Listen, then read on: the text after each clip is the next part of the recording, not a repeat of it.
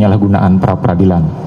Menimbang bahwa berdasarkan seluruh uraian pertimbangan di atas, maka permohonan pra-peradilan pemohon sudah tidak relevan lagi sehingga sudah sepatutnya dinyatakan ditolak untuk seluruhnya.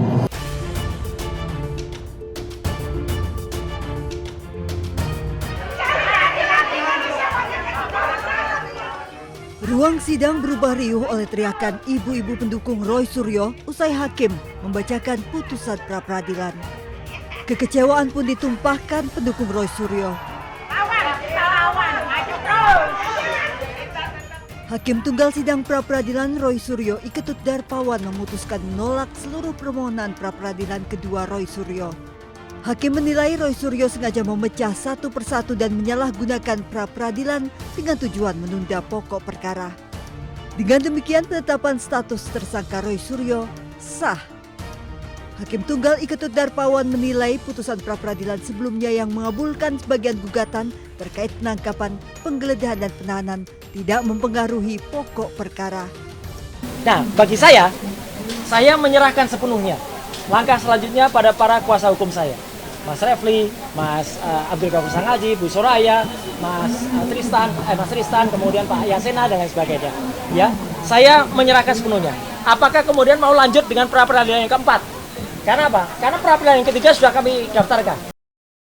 Permohonan kliennya ditolak, kuasa hukum Roy Suryo Refli Harun menyatakan siap masuk ke pokok perkara. Kita hormati putusan ini dan tentu kalau ditanyakan pada Mas Roy apakah Mas Roy siap untuk pokok perkara, at any time kita siap.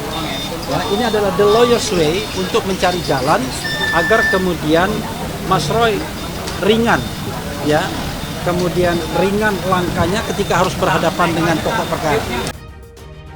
Roy Suryo juga sudah mendaftarkan gugatan pra-peradilan ketiganya yang meminta ganti rugi dan rehabilitasi ke Polda Metro Jaya atas penangkapan, penahanan, serta penggeledahan yang dinyatakan tidak sah dalam penanganan kasus dugaan fitnah ijazah Jokowi. Sidang pra-peradilan ketiga rencananya digelar pada 28 Juli. Tak berhenti, Roy Suryo berniat mengajukan gugatan pra-peradilan keempat. Dari Jakarta, tim liputan iNews melaporkan.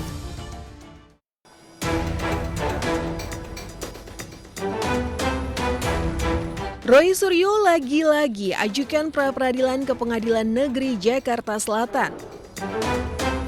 Kali ini Roy mengajukan gugatan untuk menuntut ganti rugi ke Polda Metro Jaya terkait penanganan hukum kasus ijazah Jokowi, di mana berhubungan dengan putusan dari pra-peradilan pertamanya.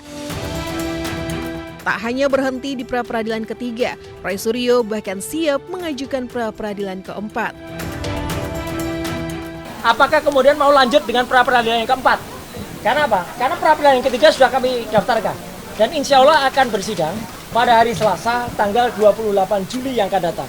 Dengan materi adalah ganti rugi atas putusan pra-peradilan yang pertama. Nah ini kita bisa uji nanti. Apakah putusan ganti rugi itu akan kemudian diterima atau ditolak? Permohonan pra-peradilan ketiga Roy didaftarkan ke pengadilan pada Rabu 15 Juli 2026 dan teregistrasi dengan klasifikasi perkara mengenai ganti kerugian. Tergugat satu adalah Kapolda Metro Jaya, Direskrimum Polda Metro Jaya, Kasubdit Kamnek, dan tim penyidik. Sementara tergugat kedua adalah Kejati DKI Jakarta, Aspidum Kejati DKI Jakarta, Kejari Jaksel, dan tim JPU. Tim liputan iNews melaporkan.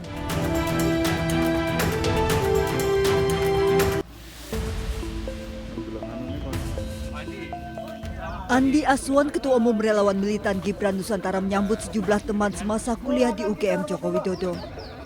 Senin pagi, 8 orang teman-teman seangkatan Fakultas Kehutanan termasuk Mulyono diundang untuk menemui Joko Widodo di rumahnya di Sumber, Solo, Jawa Tengah. Reuni kecil ini sekaligus persiapan sebelum mereka hadir di sidang fitnah ijazah dengan tersangka Roy Suryo dan Dr. Tifa. Reuni Pak. Ada temannya senang ya Pak ya? Ya, mempersiapkan diri dan rekan-rekan saya seangkatan. 15 teman masa kuliah Jokowi mengkonfirmasi akan hadir dan menjadi saksi di persidangan dugaan fitnah ijazah. Dari Solo, Jawa Tengah, Septiantoro, iNews melaporkan.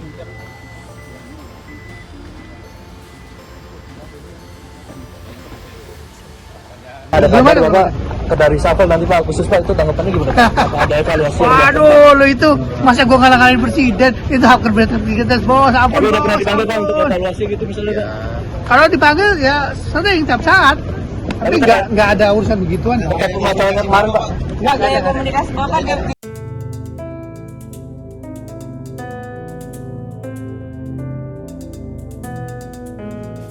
Aparat Reskrim Polres Metro Jakarta Pusat masih melakukan penyelidikan mendalam terkait dugaan aksi penculikan yang dialami seorang atlet golf, Jesslyn Wijaya.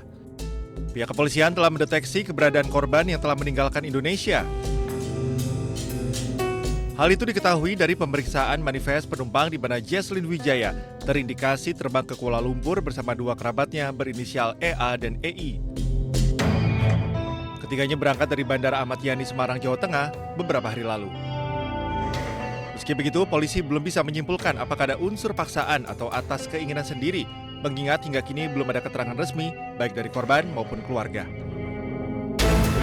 Ada indikasi bahwa yang bersangkutan J ini sudah meninggalkan Indonesia atau terbang berdasarkan manifest yang kami temui melalui Jawa Tengah, Bandara Ahmad Yani, bersama dengan dua orang yang kami juga ketahui dua orang tersebut adalah kerabatnya EA dan EI. Sementara rekan korban berinisial NA yang telah membuat laporan resmi ke Polres Metro Jakarta Pusat sempat mengajukan pencabutan perkara pada Minggu 19 Juli kemarin, namun belum dikabulkan oleh pihak penyidik. Dari Jakarta, Rani Sanjaya, iNews melaporkan.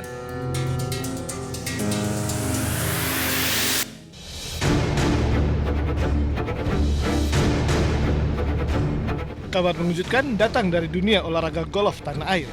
Seorang atlet putri, Jesslyn Wijaya, diduga diculik saat menghadiri perayaan ulang tahun sang nenek di restoran kawasan Mangga Besar, Sawah Besar, Jakarta Pusat 13 Juli lalu.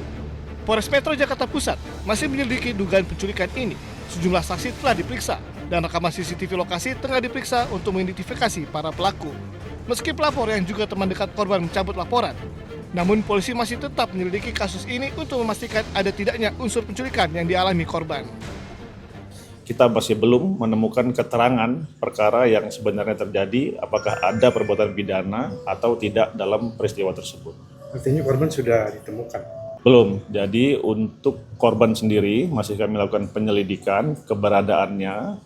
Ada kemungkinan tidak di kota Jakarta, namun kami masih melakukan penyelidikan sampai dengan menemukan benarkah peristiwa ini atas kemauan korban atau memang ada dugaan tindak pidana penculikan seperti yang dilaporkan di awal. Menurut kesaksian, saat kejadian korban dibawa paksa pria berbadan kekar dengan mata serta mulut dibekap. Meski sempat berteriak minta tolong dan memberontak, korban tetap digotong paksa masuk ke dalam mobil. Setelah kejadian itu, pihak keluarga dan teman-teman tidak bisa menghubungi dan mengetahui keberadaan korban. Dari Jakarta, Rani Sanjaya, iNews melaporkan.